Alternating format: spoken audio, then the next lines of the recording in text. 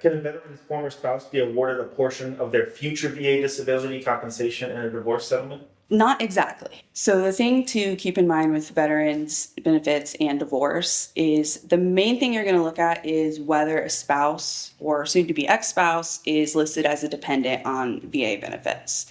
If a veteran has a dependent spouse and they're either in the middle of a divorce and the veteran has been ordered to pay alimony and is not paying for this dependent spouse, then the VA can do what's called an apportionment of benefits. So you mentioning, can they ask for a portion? This can also be done for veterans benefits if you have a dependent child. Either they're not living in the home with you and you're supposed to be paying child support or somehow other providing for their care and you're not.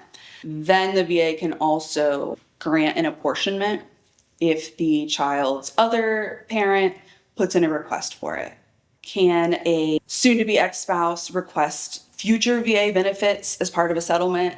No, it doesn't work like that. Okay. We can't really calculate when we're in a case. You don't really know how much money is going to be in the back benefits until the VA actually grants it. There's nothing really certain that you could hinge on an amount. So, divorce benefits. What are some key things that veterans need to know about what happens to their benefits when they decide divorce is the option that they need to take? The first and probably most important, I'd say, is whether or not the spouse, your soon-to-be ex-spouse, is on your VA benefits as a dependent. Because if you have somebody listed as a dependent, you get a little extra money every month. Obviously, to have a spouse and 2 kids is going to cost more money than a veteran living on their own, for example. But with each family member, the pay goes up. So when you have a dependent spouse, regardless of whether you have children or not also listed, that you're getting extra money for that dependent spouse. The month that you get divorced, if you don't tell them right away that, hey, this person is no longer my spouse, please take them off my dependent benefits, the VA will eventually find out. It can create an overpayment, essentially. So, for example, I remember I've had a client who got divorced and they tried to hit him with an overpayment, saying, hey, you weren't married for this entire time. We were giving you money. We'd like it back, please. Yeah. So we went back and looked, and the veteran had called and notified someone in the VA that their spouse was no longer married to them. And we were able to get that overpayment waived. I've had other situations where they just legitimately were divorced for 7 years and never reported it to the VA or it never came up. And when the VA finds out, they will ask for their money back.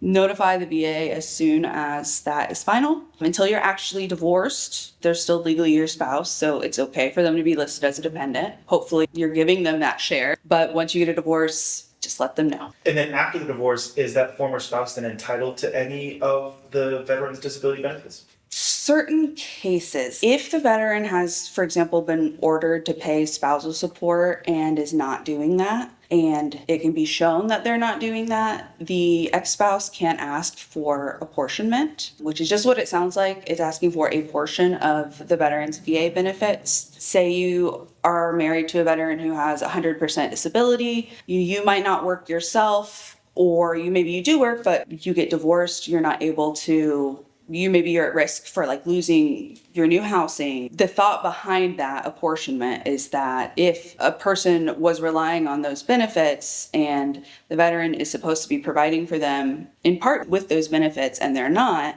the ex-spouse or spouse who's not being provided for can request the VA. There's certain circumstances that has to happen in order for an apportionment to be taken, but technically an ex-spouse could ask if you're not paying what you should be paying. A lot of times with divorce, there's kids involved. So another thing a lot of times with divorce is custody of children or support of children. So another situation that often happens, your children are claimed as dependents for the VA's veterans benefits. They're still your kids after a divorce. What does happen is if the kids don't live with you at all and the ex-spouse is taking care of them and you're not providing for them, that can be shown through receipts or exchanges. Your ex-spouse or the parent of the children that you're not paying for, even if you weren't married before, can ask for an apportionment.